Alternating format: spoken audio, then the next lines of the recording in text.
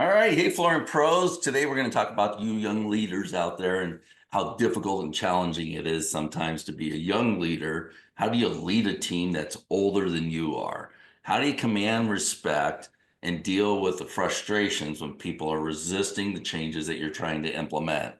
And let's be real, when dad's still in the picture, it makes it very difficult to command respect from people who may have been there longer than you have. They have more experience and more knowledge. If you guys are a young leader, let me know. Drop me a message in the comment below. Tell me how old you are, what you're doing, how you're taking over, and how old most of the people are that are working for you now. So there are changes that you want to make. Maybe you want to implement some new software program.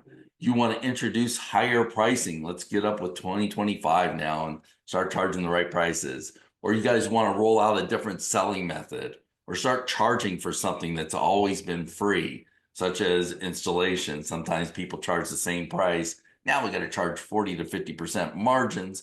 That's the way it should have been done. It's hard to get everybody else on board with doing that. But here's the kicker. Change is hard. People resist it because they're stuck in their ways, right? They fear the new system's going to be harder. And the salespeople, they worry about rejection. What if you want to close in the home now? You want them to sell, figure out pricing quickly in the home. They have a fear of giving the price to the customer because they fear rejection. Okay. They want to go back to the safety of their computer and email a quote because I don't have to worry about a customer saying no, or I feel guilty about charging a customer these prices. So, how do you take control of the situation? First, you're going to hold a weekly meeting. So, what I want you to do is establish what is the vision that you have for the company. You guys at 1.5 million and you're trying to get to 2 million. You're 2.5, you're trying to get to 3. Where are you trying to go with this company? What's your vision for it? Do you want to open up a second showroom? What do you want to do?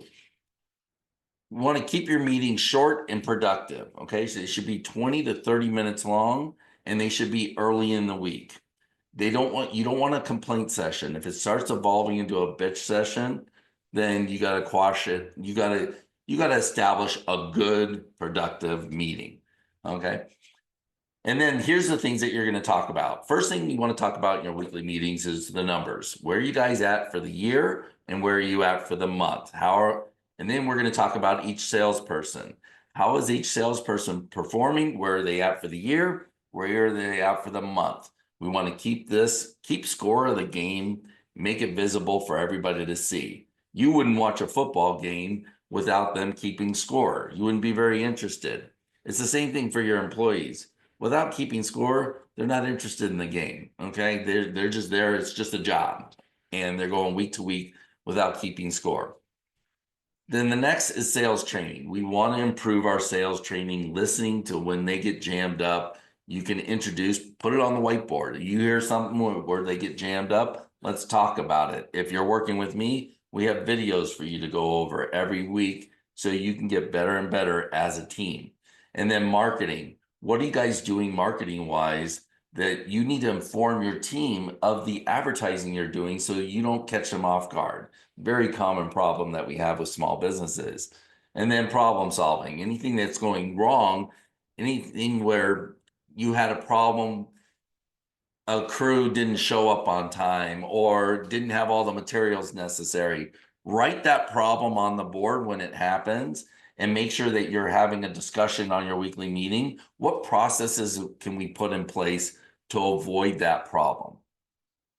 It's the consistency of these meetings that is going to help you establish your leadership. It will also help you establish the culture of your company, what you're trying to build. It's a lot of fun. Your company can be a lot of fun to run. Now, having these consistent meetings is really going to go a long way, but you got to do it week after week. And there's no 1 or 2 meetings that it's going to help solve the problems. When you tell them where you stand and what you expect, that's not going to work doing it once. It's got to be a consistent weekly meeting. Okay, you'll establish that leadership within a few months. Now, what doesn't work, a lot of us, I'm guilty of this. This is why I know it doesn't work. I think somebody's going to save me. Like somebody new I hire comes along that has the knowledge and experience. They seem great.